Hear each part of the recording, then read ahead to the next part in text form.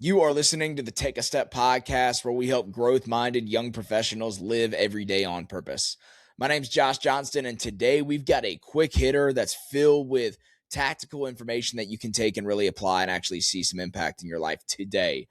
I got asked last week to speak at a local high school to their students in their SALT department, in their SALT program, which stands for Student Athletic Leadership Team.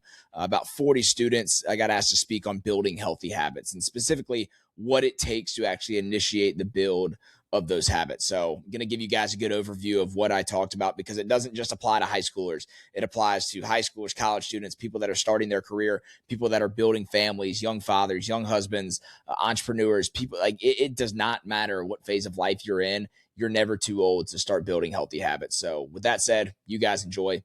Let's take a step.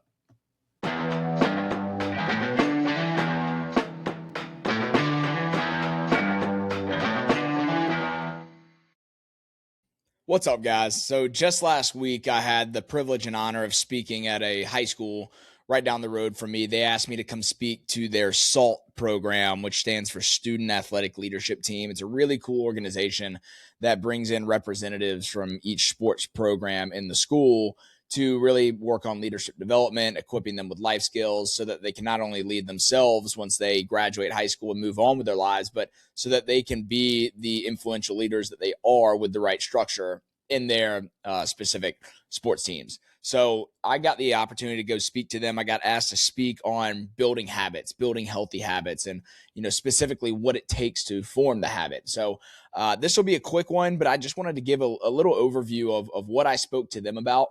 Because I think it doesn't only apply. I know it doesn't only apply to somebody that's at the high school age. It applies to no matter what stage you are in life. If you're trying to build the habit of getting back into the gym for the first time, if you're trying to build the habit of creating some structure and systems around what you're doing professionally, if you're trying to build the habit of, giving affirmations to your wife, wherever you're at, whatever habit you're trying to build, this applies to anyone. So first of all, when I think about the word habit, or I'd love for you to take a second, just pause for a moment. If you got to stop the podcast and think about it, think about this question. Like, what do you think of when you think of the word habit? Pause it for just a second. So when I think of habit, I have my own definition for it. It's a routine action that becomes subconscious through repetition. A routine action that becomes subconscious through repetition. So when something becomes subconscious, what does that mean? It means you don't have to think about it. It just happens because your body is naturally wired to have that be its rhythm. And the only way that happens is through repetition. It has to be something that's done with consistency in order to become something that you don't have to think about. You just do it. So, for example, if I were to, like I said a second ago, if I wanted to build the habit of getting back into the gym, and I went to, let's just say I got off this podcast, drove down the road to the local LA Fitness, scanned my card, went in there, put my stuff in the locker room, but then grabbed my stuff right back and walked out the door and drove home. Did I accomplish anything that day? What do you think? Did I accomplish something that day? Well, as it turns out, I actually accomplished the hardest thing in the entire process of building a habit: showing up. You see, most people feel like you have to have this long, extensive plan to work a plan to do something to perfection, or to make sure that you don't have any errors, or there's nothing that's going to, not be what's going to be the most effective way to get to a goal that you have, which is why you build a habit. But that usually keeps people from actually starting, because they feel like they have to be perfect when you don't have to be perfect. It starts with the smallest action step so that you can actually do something simple with consistency and then build off of that. That's how a habit gets formed. When you look around and see people that are very disciplined and have great habits in their lives, they weren't just born with that discipline. It came from one small step at a time that formed into who they are today. There's a great book, Atomic Habits. Most of you have heard of it. It's one of the best books I've ever read in my life. But there's an example that the author James Clear uses in that book, where he talks about his friend who was a personal trainer, and he was sharing a testimonial of a client that he had, that the personal trainer had. And he said, for the first 30 days, there was something very specific that he did as a strategy with this new client. The client wanted to lose like 100 pounds or something like that. And he said, perfect. Well, we're going to get started in the gym. We'll get started tomorrow. Meet me there at 5 a.m. So the client shows up, he gets to the gym, scans in, and the trainer's not there. So he calls the trainer. He's like, "Where you at?" He's like, "Don't worry, you're good for the day. Go ahead and get in the car and go home." He's like, "No, I'm here. I'm ready to get started. I'm excited. I'm ready to go." He's like, "Trust me, get in the car and drive home. You're good for today." So he gets in the car, he drives home, and he shows back up tomorrow. Same thing. That was the plan. And the trainer's not there again. He calls him. He goes, "All right, man, I'm ready to get started. Let's go." He's like, "You're good for today. Get in the car and drive home." And he's like, "What is going on?" And the thing is, like, the trainer had some really good credibility. So he's like, "I got to trust the guy." And he tells him again, "Get in the car and drive home." This process continues for 30 days. On day 31, the trainer was there. And when he got there, he said, "Perfect. You've mastered the art of showing up. Now we can get to work." Think about that. Like 30 days just to master the simple habit of showing up. They didn't even lift a weight, and they were building that initial habit of showing up, because once the trainer know that he could show up with consistency, now you don't have to worry about forcing the drive to get him to the gym, because he already knows how to do that. Now, where else can that be applied? Like, if you think it, like, use the example of setting an alarm. Like, if you want to wake up a little bit earlier, and you're currently waking up at 7 a.m. and you want to start waking up at 5:30, well, you're not just going to set up, like, maybe tomorrow you could wake up at 5:30, but that's not going to happen consistently. If you're just trying to go all in all at the same time. Like, sure, like, I get the mindset of, like, go all in on your goals and everything like that, but it has to be strategic. And the strategic approach to get to there is doing one small step at a time to get there. So maybe if you wake up at 7 a.m. and you want to wake up at 5:30, maybe set the alarm for 6:45 tomorrow, maybe 6:30, and do that for 30 days consistently, and then move it back 15 minutes and do that for 30 days. By 3-4 months down the road, you're going to be doing the thing that you want to be doing. You're going to become that person that you want to be, just from taking one small step at a time.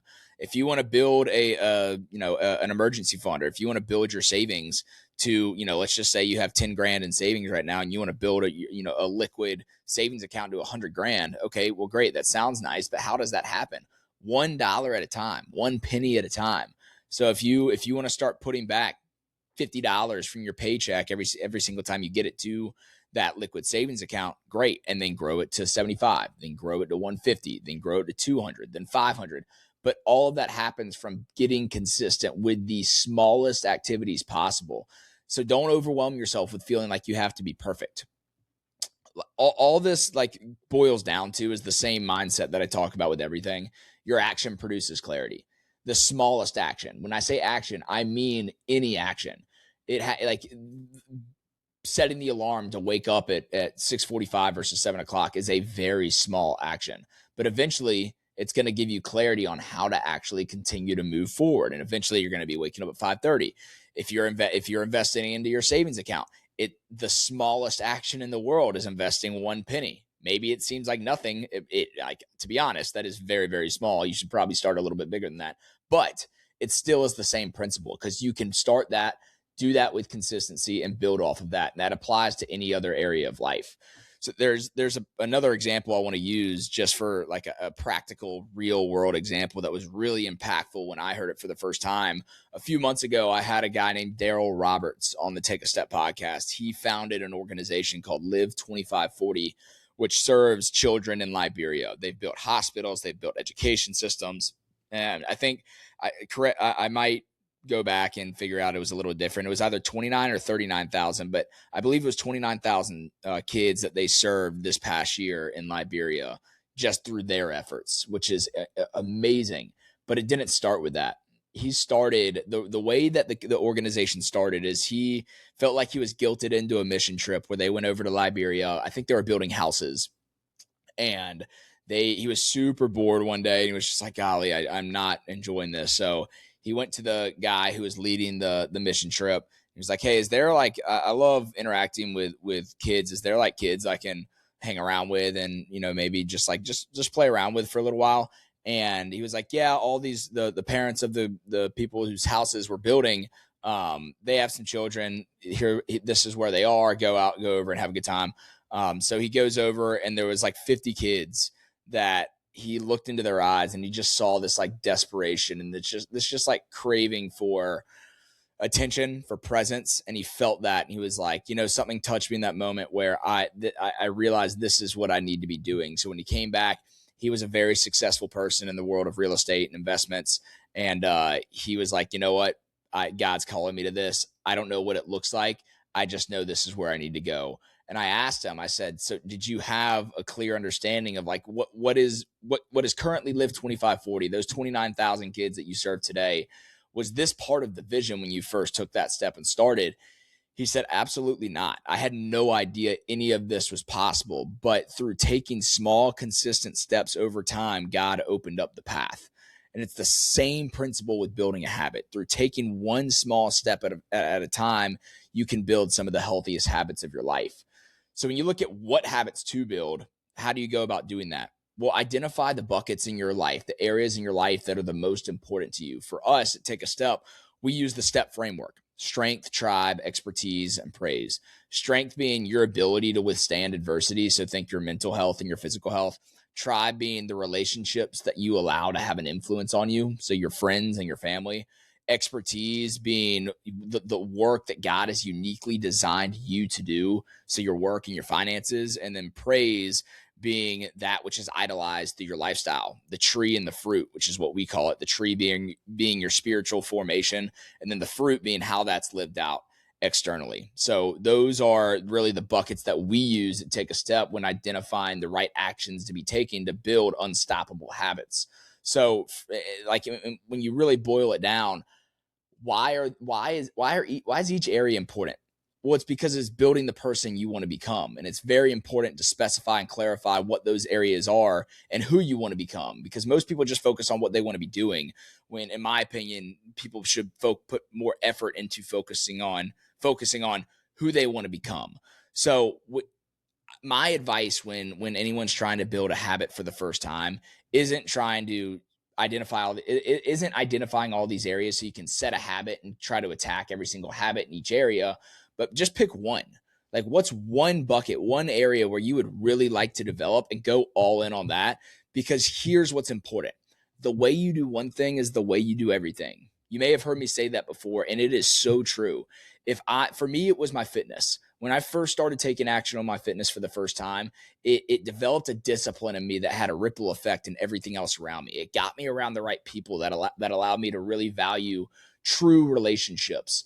And every area of my life was just really starting to form into this disciplined individual that I pride myself in being today. And it started with taking action in my fitness. But for you, what's that one area where you would really like to see developed, and treat it with the utmost intentionality, because it's going to have a ripple effect into every other area of your life. So that's what I would like you to do from here, is identify what is that one area. What's one area in your life where if it developed above everything else, you would be content, and what's the first step you can take in that area, and do it with consistency. Do it for 7 days in a row. Do it for 30 days in a row. Do it for 60 days in a row. And I guarantee you'll start to see the impact on every other area of your life as well. Thank you guys for listening to another episode of the Take a Step podcast. If you enjoyed it, please leave a rating on whichever platform you're listening. And always remember that no matter where you are on your growth journey, every mile begins with a step.